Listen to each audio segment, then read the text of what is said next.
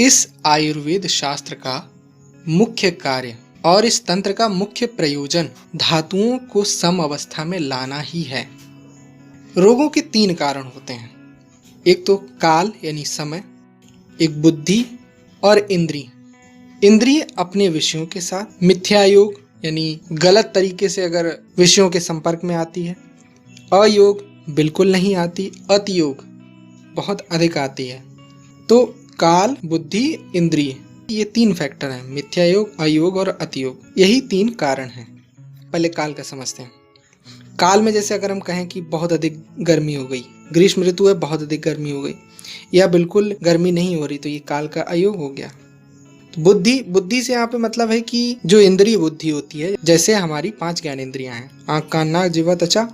नेत्र को अगर हम बिल्कुल किसी चीज को नहीं देखना चाहते हैं, जैसे कोई वस्तु बहुत गंदी है, सड़ी गली, उसे नहीं देखना चाहते हैं, वो दिख रहा है, तो मिथ्या योग है। अयोग मतलब अगर नेत्र से देखने की स्थिति ना हो तो अयोग है। अतियोग जैसे बहुत अधिक लाइट है, अचानक से देख ली, तो अतियोग हो गया। तो ये छोटा सा उदाहरण था कि एबनॉर्मल अगर हम प्रयोग करते हैं तो कैसे व्याधियां होती हैं। रोग का आश्रय क्या होता है? रोग के आश्रय 2 होते हैं, एक तो शरीर, दूसरा मन। यानी कुछ डिजीजेस बॉडी में होती हैं और कुछ डिजीजेस माइंड में होती हैं। और जिस प्रकार रोग के यही दोनों स्थान हैं, उसी प्रकार सुख के भी यही दोनों स्थान हैं।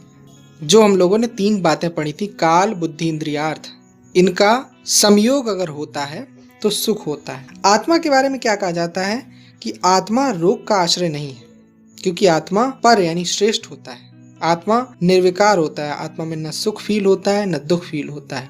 लेकिन जब वो आत्मा, मन, 5 महाभूत और 5 महाभूतों के जो गुण थे, शब्द, स्पर्श, रूप, रस, गंध या सत्व, रज, तम, और 10 इंद्रियों से जब युक्त होता है, तब ज्ञान प्राप्त करता है।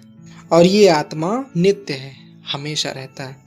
और चर अचर जो भी प्राणी हैं इस जगत में, जो मूवमेंट वाले हैं, बिना मूवमेंट वाले हैं, उनको देखता है, उनकी क्रियाओं को देखता है। शारीरिक और मानसिक दोषों को अगर देखें तो वात, पित्त और कफ ये शारीरिक दोष हैं, और रज और तम मानस दोष हैं। इनको चिकित्सा की दृष्टि से अगर देखें तो शारीरिक दोष या रोग दैव व्यापाश्रय और युक्ति व्यापाश्रय से शांत हो जाते हैं। लेकिन मानस जो रोग होते हैं वो ज्ञान, विज्ञान, धैर्य, स्मृति और समाधि से शांत होते हैं। ज्ञान का मतलब यह है कि अपने बारे में जान लेना, आत्मविज्ञान। विज्ञान मतलब जो शास्त्र हैं उनको पढ़ना। धैर्य मतलब अपने को जब भी कठिन कंडीशन हो तो अपने को धीरज में रखना। और स्मृति मतलब स्मरण शक्ति। समाधि का मतलब होता है कि मन को विषयों से हटाना और आत्मा में नियमित करना, ये समाधि है।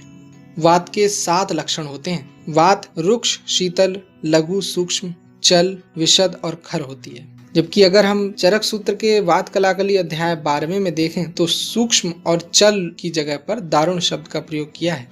पित्त का लक्षण और चिकित्सा सूत्र देखें तो पित्त कुछ स्नेह युक्त होता है, उष्ण होता है, तीक्ष्ण होता है, द्रव होता है, अम्ल होता है, सर होता है और कटु गुण युक्त होता है। और पित्त का जब भी हमको शमन करना होगा तो इसके विपरीत द्रव्यों का प्रयोग करेंगे तो पित्त का शमन होगा।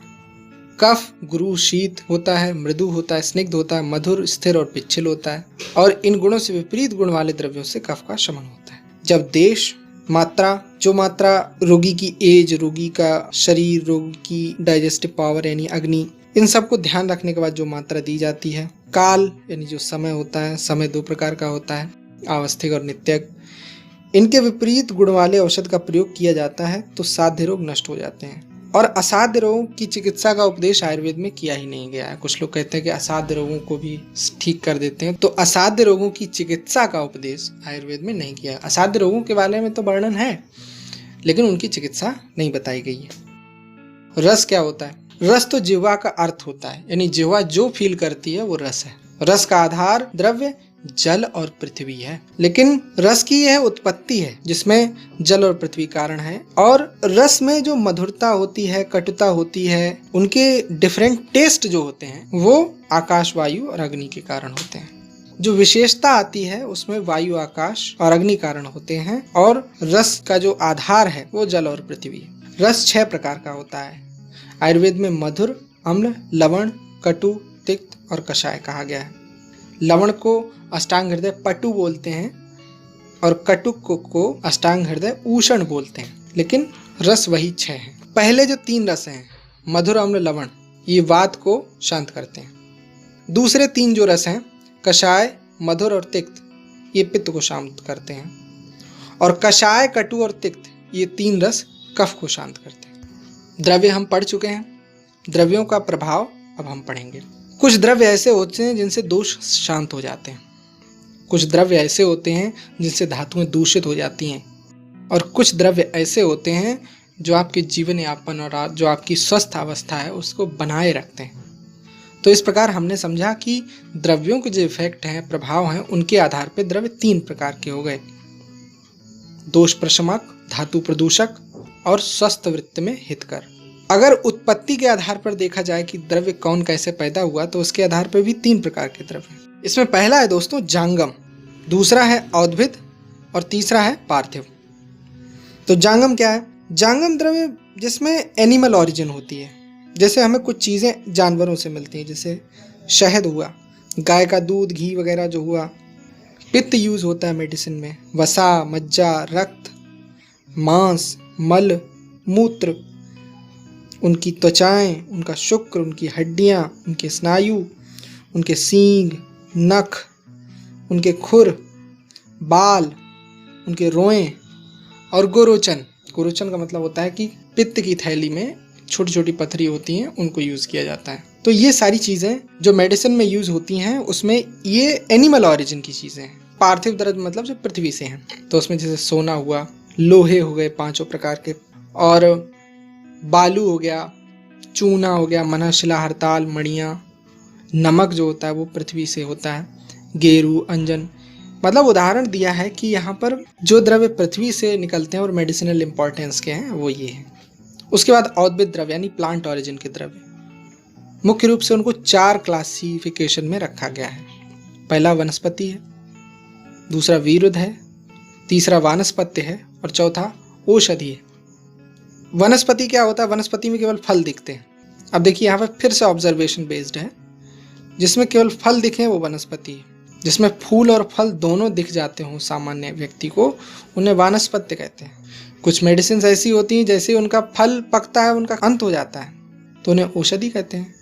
और कुछ मेडिसिन ऐसी होती हैं जो लता की तरह फैलती हैं, टेंड्रिल की तरह होती हैं, उनको वीरुद कहा जाता है।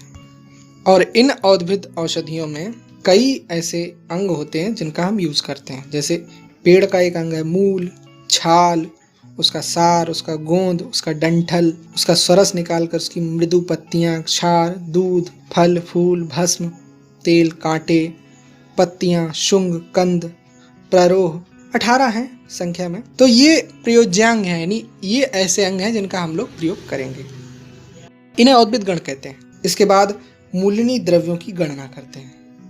तो मूलिनी का मतलब इसका मूल प्रयोग होता है, और फलिनी को अगर गणना करेंगे तो जिनका फल प्रयोग होता है। मूलिनी 16 होते हैं और फलिनी 19 हैं। इसी चैप्टर में पुनरुसु आत्रेय ने 4 महास्नेह बताए हैं, 5 लवण बताए हैं, 8 मूत्र बताए हैं, 8 ही दूध बताए हैं, और 6 ऐसे प्लांट बताए हैं स्पेसिफिक जो शोधन के लिए होते हैं। हर एक वैद्य को इन प्लांट्स को जानना चाहिए। जो इनको जानता है वह अच्छा नॉलेज वाला कहा जाता है। 16 मूलिनी द्रव्यों का वर्णन इस प्रकार: हस्तिदंती है, हेमवती है, काला निशोध है, सफेद निशोध है, विधारा, सप्तला, श्वेतनामा है, प्रत्यक्ष श्रेणी है, गवाक्षी, ज्योतिषमती, बिंबी, षणपुष्पी, विषाणिका, अजगंधा, द्रवंती, क्षीरणी। ये 16 औषधियाँ हैं जो मूलिनी हैं। मूलिनी क्यों है बताया था मैंने आपको, इनका मूल यूज होता है, यानी आपको जब ये औषधियाँ मिलें तो आप इनका रूट यूज करेंगे। उन्होंने बताया कि इन मूलिनी द्रव्यों को कहाँ कहाँ यूज करना है। तो उन्होंने कहा कि षणपुष्पी और बिंबी का और हेमवती यानी बच्चा का वमन के लिए यूज होता है। अपराजिता और मालकांगनी यानी श्वेता और ज्योतिषमती, इनका प्रयोग नस्य के लिए होता है, यानी शिरोविरेचन के लिए होता है। और बची कितनी? 11 बची हैं, उनका हम लोग विरेचन में प्रयोग करेंगे। तो इस प्रकार हमने मूलिनी द्रव्यों के नाम और कर्म का निर्देश कर दिया।